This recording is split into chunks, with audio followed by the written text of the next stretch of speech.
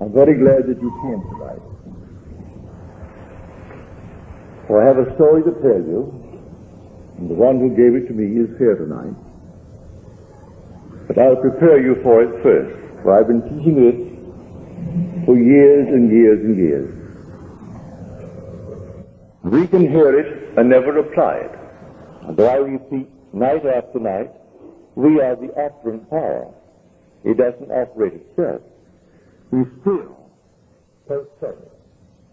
Quite often our training is in conflict with it, and we can't quite bring ourselves to apply it.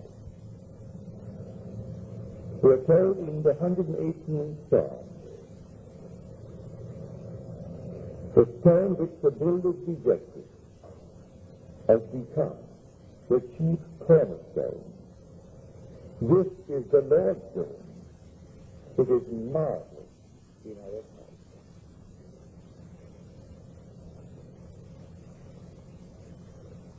Many years ago, sitting in the silence,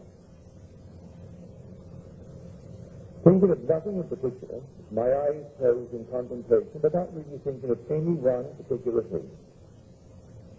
Suddenly, a stone appeared before my eyes, at that size, huge quartz. And here the quartz shattered, fragmented itself into many, many pieces. And then quickly reassembled itself at this time into the human form, seated in the lotus posture.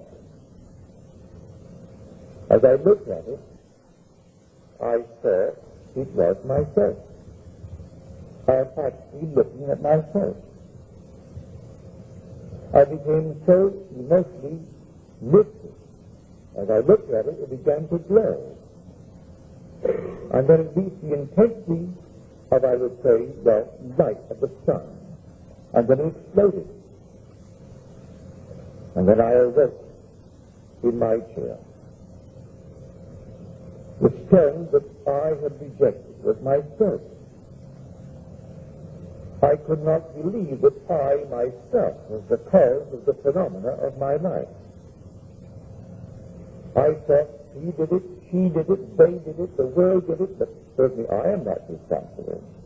These were things happen because others are the causes.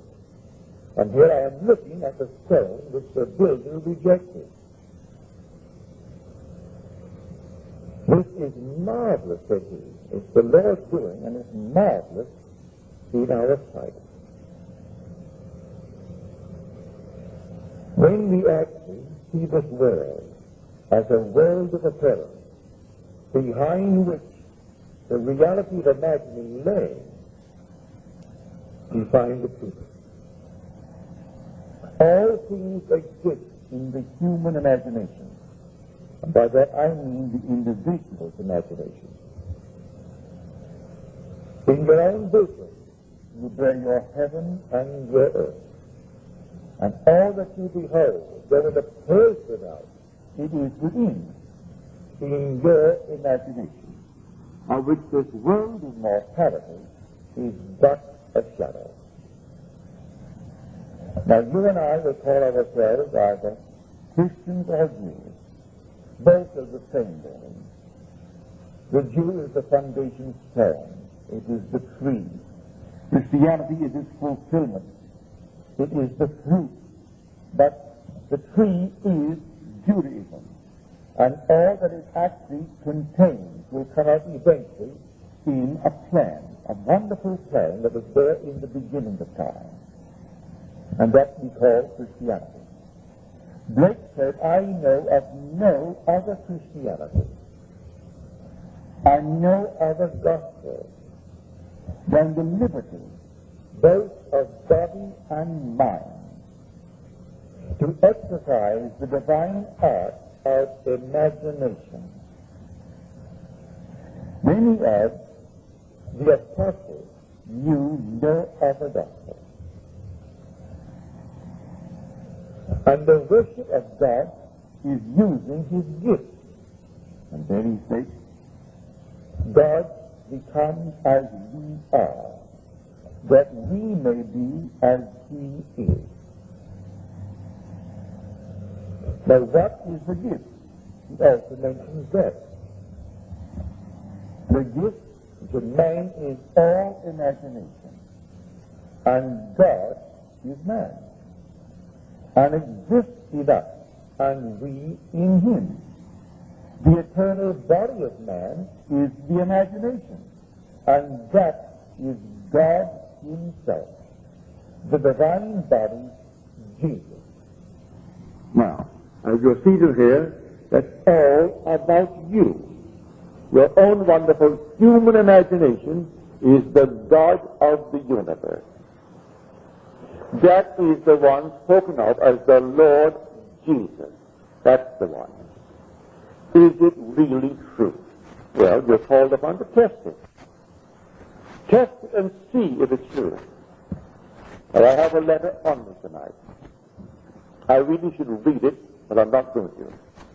I should read it just as you wrote it, but I'll tell you the contents of the letter. This gentleman hasn't been here in years. The last time I saw him was at the E-Bell. So you know who's been coming since the E-Bell, how long that has been. He said, I must tell you this story. It may not make sense, but I must tell it. For it's the first time that I have ever used my training according to the things that I have heard you say. I am a psychologist, and I have wasted years trying to talk people out of their mental problems when I could easily have imagined them whole and happy. Now, here is the story. He said, a friend of mine, this lady, claimed that she was in many ways abnormal. She and her husband adopted a little baby girl, and something very strange went wrong with the child. The child was 4 years old and still could not speak, and the few words it muttered, it garbled so that it was simply not intelligible. But in the 4 years talking to her, there was progress. Then one day she said to me, I do not feel any longer that I am abnormal. So now I say to myself, I am not abnormal. He tried to explain to her that that's not quite the approach. And then he broke the thought and he told me this story. That, for instance, in my own case, I find a home that I want. I begin to imagine that I'm living in that home, and then doubt sets in. With the result that that doubt materializes into a person. And that person has more money than I have, and he buys the home, leaving me out in the cold. I know from that experience that every person in my world only reflects a mood in me.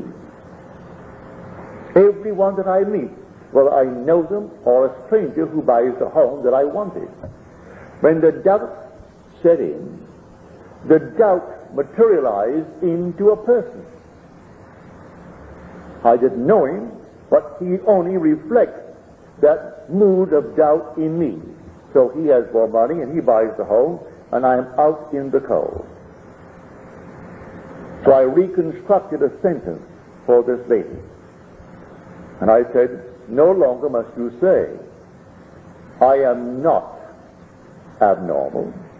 You must now begin to say, I am perfectly normal. She said, I do not feel that.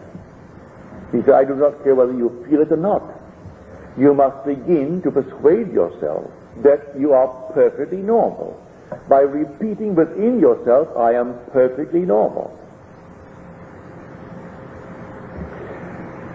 The day she began it, the child went into a coma.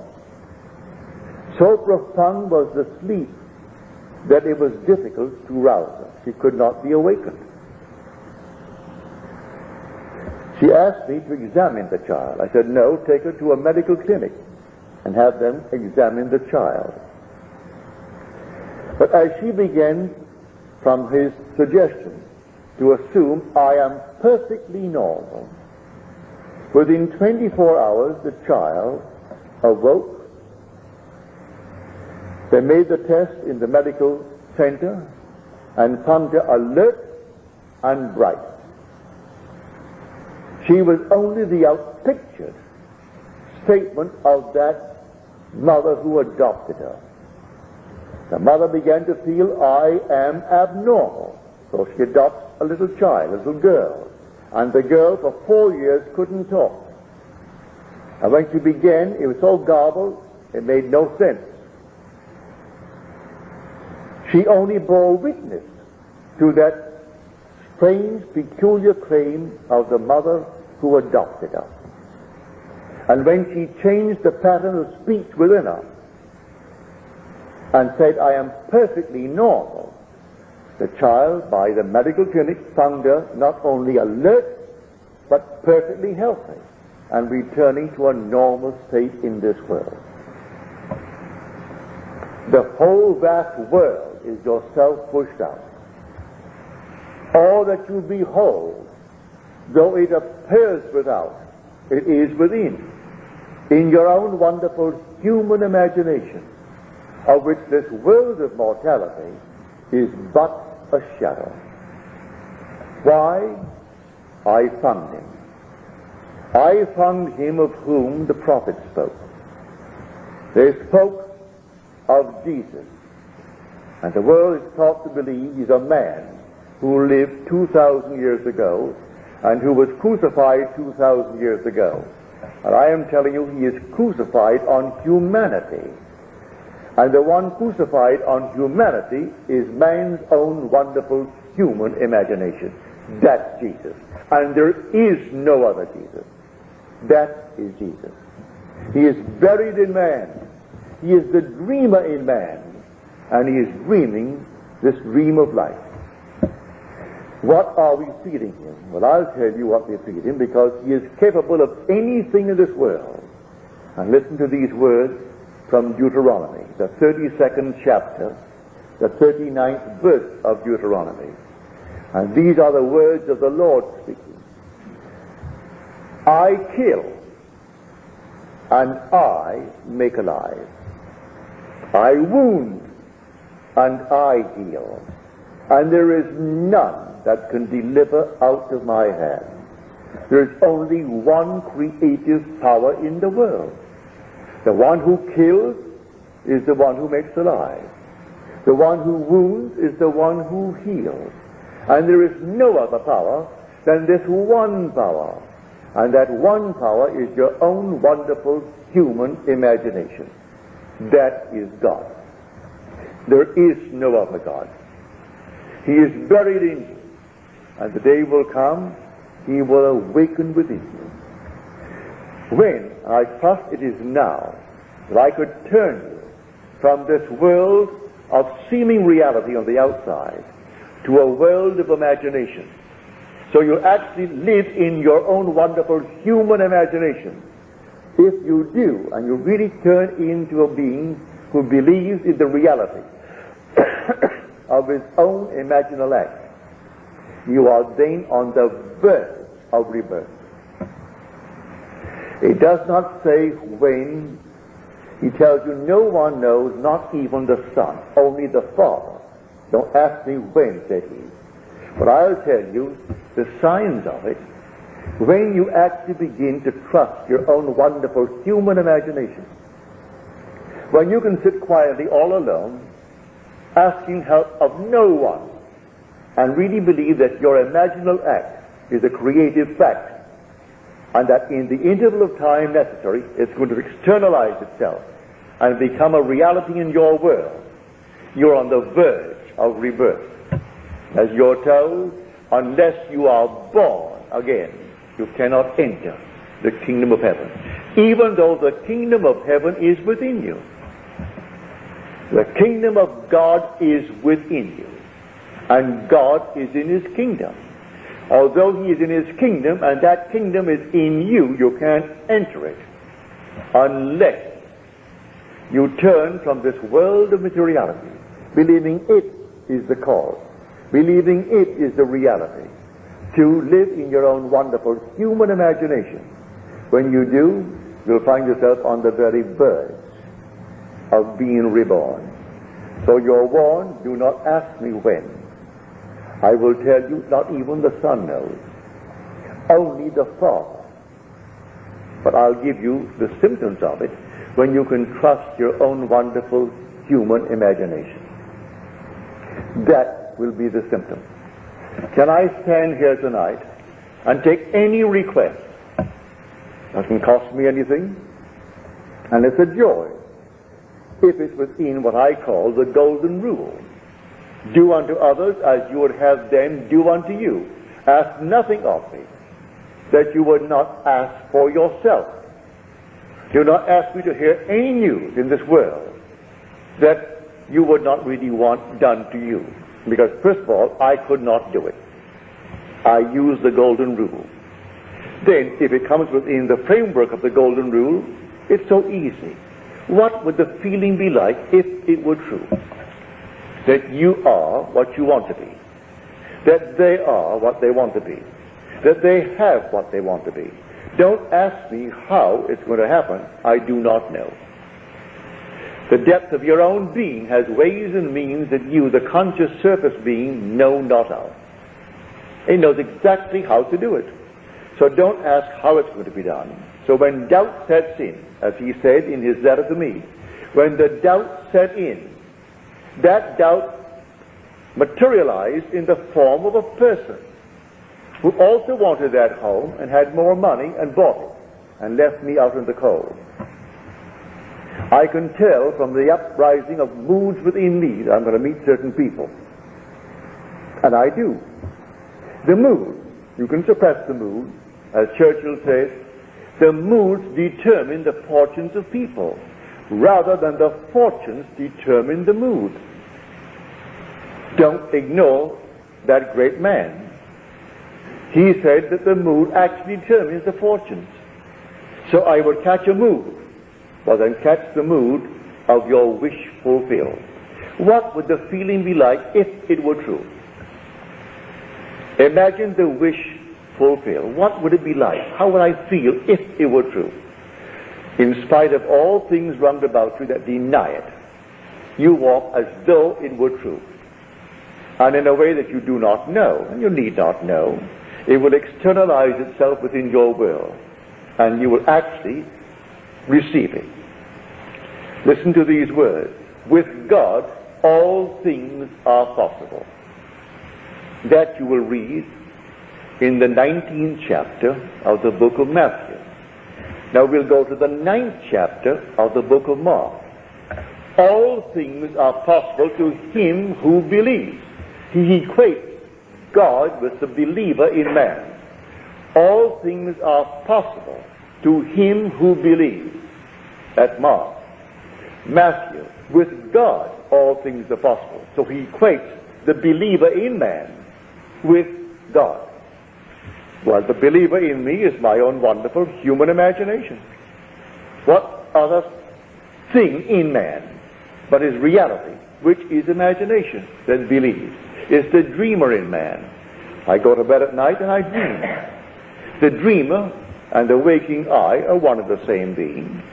Can I believe, or am I going to allow certain doubts?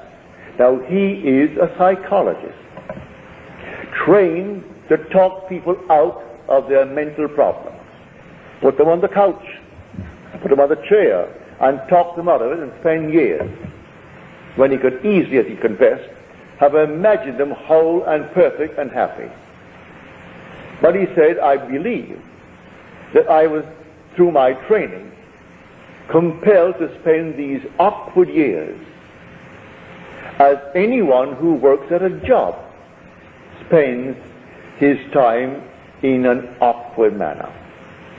If you're not enjoying what you're doing, then it's simply a job and you're doing something that is to you awkward, if you like it. Like my brother Victor, who has made a fortune. The very smell of the ship, the very smell of the boat, the smell of his store, he loves it. He goes there in the morning and the odor of his store, I can't stand it. He goes into the grocery store and everything about it. He just loves the odor, all the combinations of the odors of the grocery store. He goes into his department store, all the things of the department store. That's the odor. It affects him. He loves it. Goes to a hotel, and the restaurant naturally is all in service. That affects him, and he loves it. He so loves it. He's in the mood of success. So, fall in love with something that really excites you, and feel that you are already what you want to be. And I tell you from my own experience and from this man's experience that it will work. Now, here is a man who heard me years ago. He came home one day, and I thought, now here's a man teaching people how to live correctly. And I had 2 books. They're completely out of print. You can't buy them. But I thought, if I could give them to someone doing this kind of work, who is serious, he's a trained psychologist, I'll give them to him. So I gave him these books. I don't think he's read them. First of all, they're named after the mountains of Switzerland, Zermatt and Oberland. But it's all imagination. The man who wrote it, I presume he's gone now. He was 94 when I last heard from him. But I gave him these books. They were new and completely out of print. You can't get the books. You might find them in some second-hand, but they were never popular books because they were very voluminous books. But he wrote them in the form of a dialogue like a Plato. He introduced 5 characters, and each one was a scientist, one was a philosopher, one was a mystic, one was something else, and they all discussed. And he had the central one who was the mystic, explaining the phenomena and the cause of the phenomena of life. And so he wrote these volumes. And I gave them to him. I asked him the other night, because he's here for the second time in years. And he mentioned, the way he told me about them, I don't really think he really read them with understanding or really read them. Because it's told like a Plato would tell a story, introducing characters. Because the one person is speaking as the scientist, as the mystic, as the philosopher, as the atheist. He had them all present, only 5 characters. But the books are completely on imagination. And it's called the Zermatt Dialogues and the Oberland Dialogues. And I went down to the bookstore in Long Beach called Acres of Books looking for them. And old Mr. Smith, he's gone now. He was then in his 80s. And I was looking all over the philosophical department and the other departments. Oh, he said, you wouldn't find them there. You'll find them under Switzerland, the mountains. He didn't know the content of the book. Go over to the place and look under Switzerland. And there they were. So I found my 2 books. And I parted with him and I gave them to him in the hope that because he is a psychologist, a trained one, that these were showing that causation is all imagination. That imagining creates reality. What am I imagining? So they came to him, the embodiment imagination, and they said, but you haven't eaten.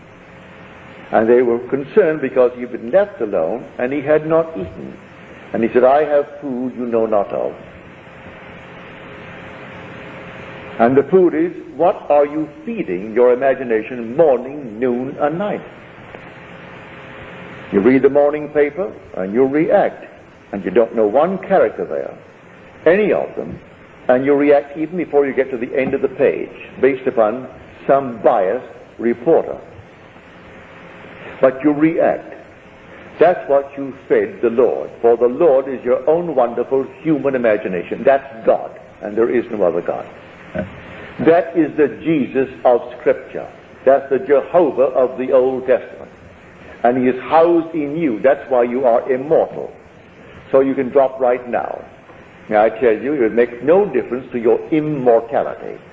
Chop off your head, burn you, and turn it into dust. You are an immortal being. You cannot cease to be, because God became as you are, that you may be as he is. And so you're going through these with these strange, peculiar diets, and we simply produce what we feed upon. You can learn a lesson from the animal world. When we were children, we had ducks, chickens, all kinds of things that you have in a farm. And we were a large family. There were 10 children, 9 boys and 1 girl. And we had a father, mother, and grandmother, all living in our home. And mother would say to us, take, say, 2 or 3 ducks and put them away, because I want them in 2 weeks. I'm going to have a duck dinner. So you take the 3 ducks and you put them away. Well, she meant that you will change their diet. Because when I was a boy, fish was plentiful and cheap. You could bring in all kinds of fish.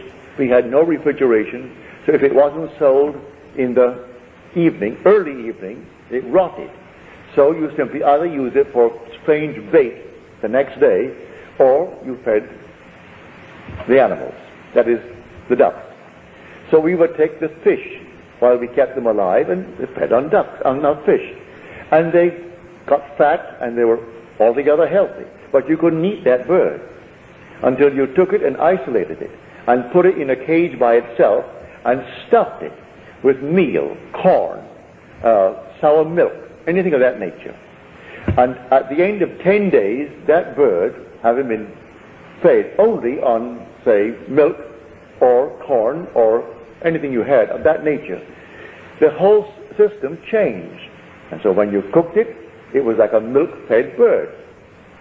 If you didn't do it, you couldn't eat it. It's all fish. And I would know, I can see it now in my mind's eye. When mother said, Neville, get a few ducks and put them away, and I'm playing cricket and playing soccer, I forgot it. When I remembered, it was only about 5 days before. So I took the ducks and put them away, but 5 days was not enough to purge it completely of the fish.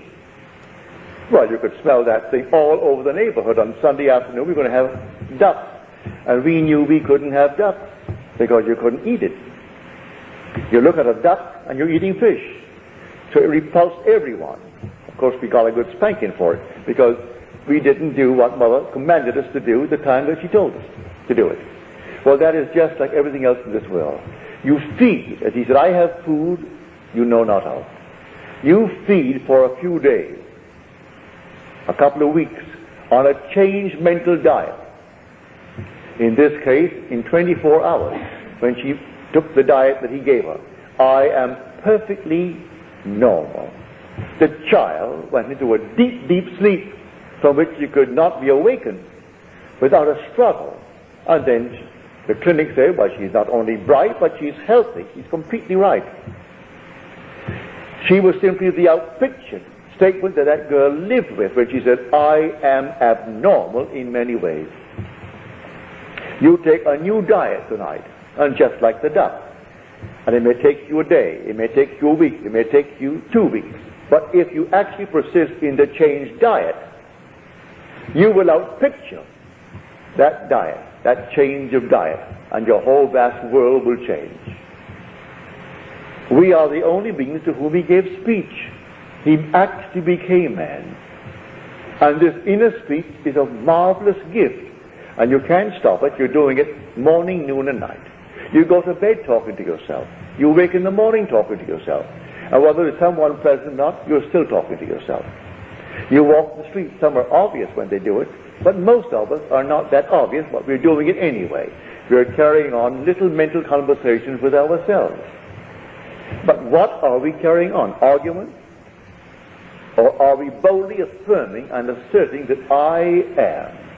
And then name what I want to be. In her case, he gave her what she should say. And she argued with him, and she couldn't say it because I do not feel that yet. Don't wait to feel it, he said to her. Do it now. I am perfectly normal, because if you say I am not abnormal, that's not a creative thing towards your goal. In fact, it may be destructive. You want something positive, not something negative. I am not abnormal. I am perfectly normal.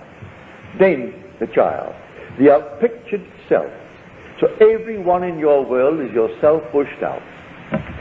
Blame no one. Don't even blame yourself. Just change the diet. They only reflect what you have been doing and maybe still doing. And when you see it, you change the diet. And the diet is simply words, all within you. So you assume that you are now the man, the woman that you want to be. Walk in that assumption as though it were true. Live in it just as though it is true. And then, who knows, that diet may not take more than 24 hours. I'm quite sure it would not take more than a few weeks to project itself in a way that you do not know. How do you know this little duck? And I'm speaking from experience. I'm not telling a story that someone told me. I was the one spanked for not catching those ducks the very day the order was given. And Mother was a kind of a disciplinarian that she always kept her word. If she promised you a bicycle, if she gave you a bike because you would do something, she kept it. If she promised you a beating, if you didn't do something, she kept that too. She was a great disciplinarian. I came back during the First World War. I went down on a schooner to the what is now called the Virgin Islands. Then they were owned by Denmark. Santa Cruz, and what is now St. Thomas, and then St. John. We bought them during the war, the First World War. That is, we in America bought them. But then I was a British subject. And I went down on a schooner to get cattle because we didn't raise cattle in Barbados and we needed the meat. And they had the dairy, all Denmark. Denmark owned them. So there were dairy people. Bought the cattle, put them aboard the ship, and started back for Barbados. And we were becalmed off Martinique. Martinique has a huge mountainous volcano. We were out of sight of the island, so they couldn't rescue us. And there's no radio in those days, no possibility of contacting the mainland. And there we are, simply drifting, not moving an inch in the course of a day. And the cattle are dying. They're all dying. We were 8 days late coming into Barbados, and all the cattle are gone, from the bilge and the lack of food, the lack of water. And I thought, well, now, when I came home, they'd be so happy to see me because I thought I was gone, because the submarines, the German submarines, were shooting at everything in the area, even a little schooner. So I came in, and I came home. They all greeted me with open arms. By that very day, Mother said to me, I don't want you to go out into the sun. You've had enough sun on that schooner for these many days at sea. I must have been 2 weeks at sea, and no possibility of any shade. Burned to a crisp. Don't go out. Well, I had guinea pigs, and I had rabbits. I had to go and see how my guinea pigs and rabbits were coming on. But she told me not to go. I figured my first day home, certainly Mother will not hold it against me. So I went out, disobeying her order. When I came back in, she said, did I tell you not to go out? Yes, Mother. I thought, well, now, after all, this was my first day home. She thought I was dead. Here I am resurrected. That didn't pacify her at all. Took off that shoe, and she wanked me. And she let me have it. She was the most marvelous disciplinarian. She promised you a watch, you got it. If she promised you anything, you got it, including the whipping. So I'm telling you, a change of diet. And in our case, we are the Lord. And the Lord feasts upon words. He is the Word. And so what are you saying to yourself in the course of 24 hours? I am in want, I am this, I am that. Change it. Completely change it. And say within yourself, I am happily, blissfully married, if that's my objective in life. Reason denies it, your senses deny it, I am blissfully happy, and sleep as though it were true. I can tell you that story from my own personal experience. It works that way.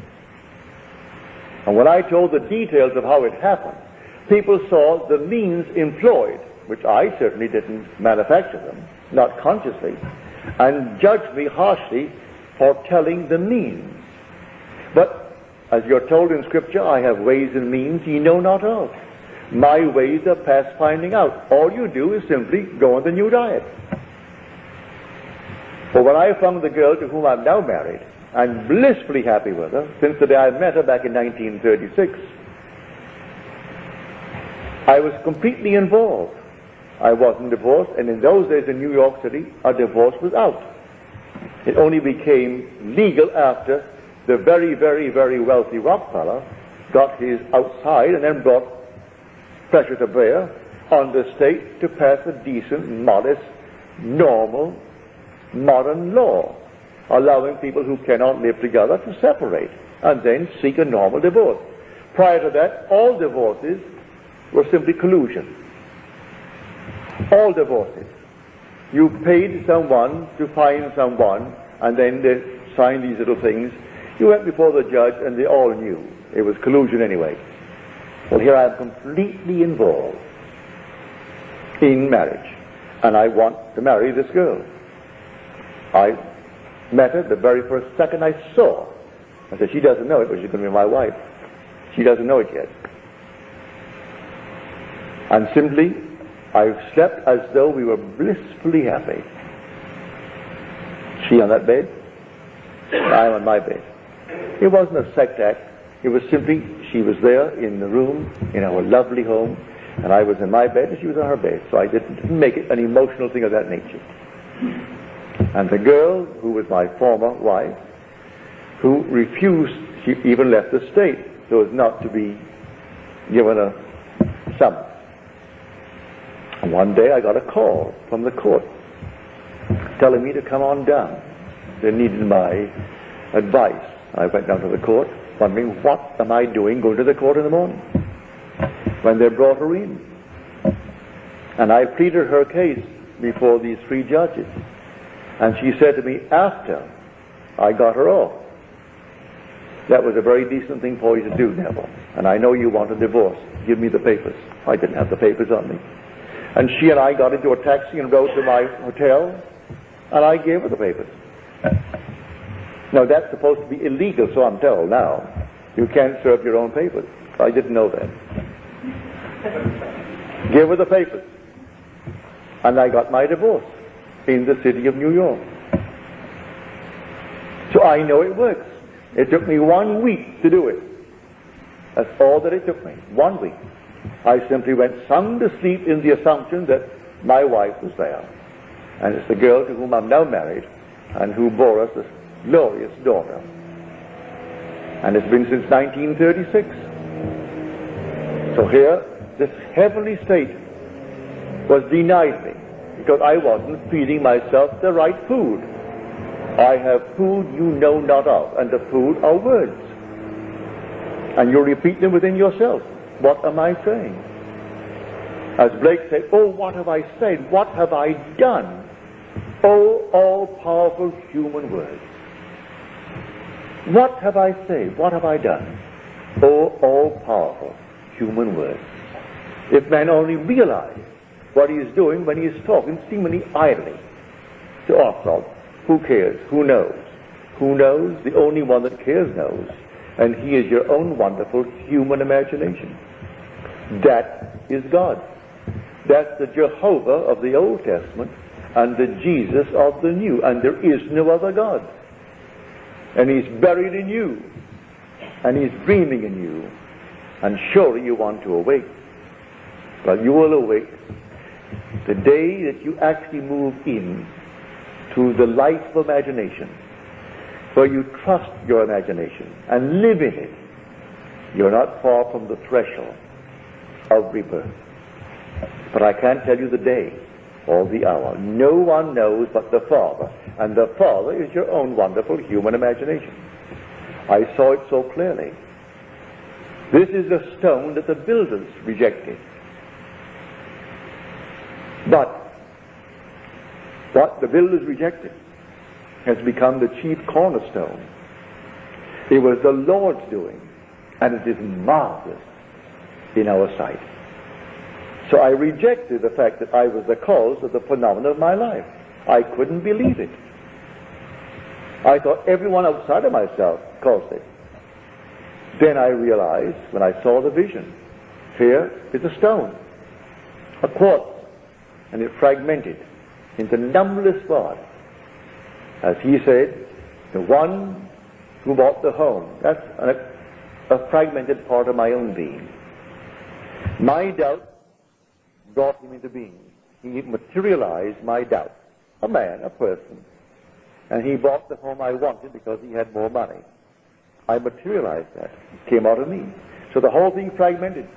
And then when it came together and formed itself into a man, seated in the lotus posture, and I looked at it, I'm looking at myself. Then I realized I am the cause. He is the dreamer in me. And one day he is going to awake from this dream. And when he awakes, I am he. And he and I are one. This is the story I am trying to tell the whole vast world. Because I know it's true, and the day will come, you will know it's true. There is no other God than your own wonderful human imagination. I still would invite you, although I've told you to do it yourself, I still invite you, if you feel uneasy about it, to ask of me. For in the end, may I tell you, we are one. Now let us go into the silence.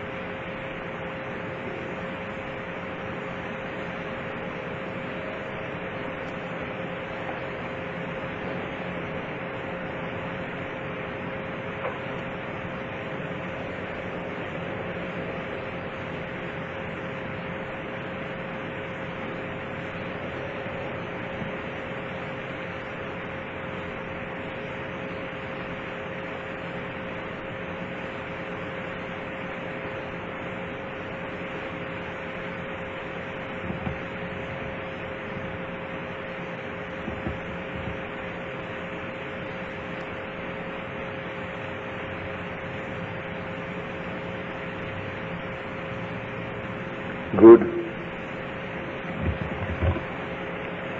Now on Friday, I'm going to show you the parallels between David of the Old Testament and Christ of the New.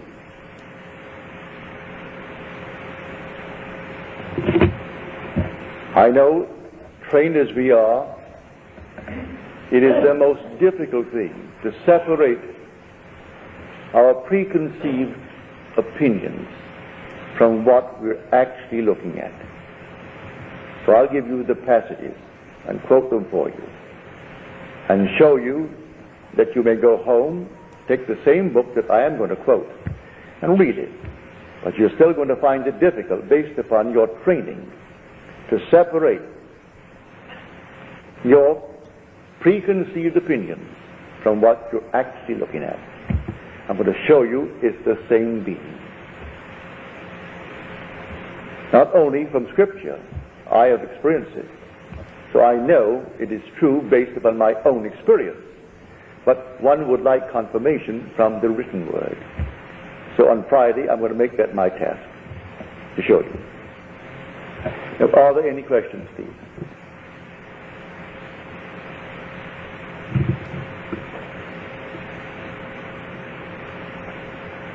No questions. Well, if they aren't, until the next time. Good night.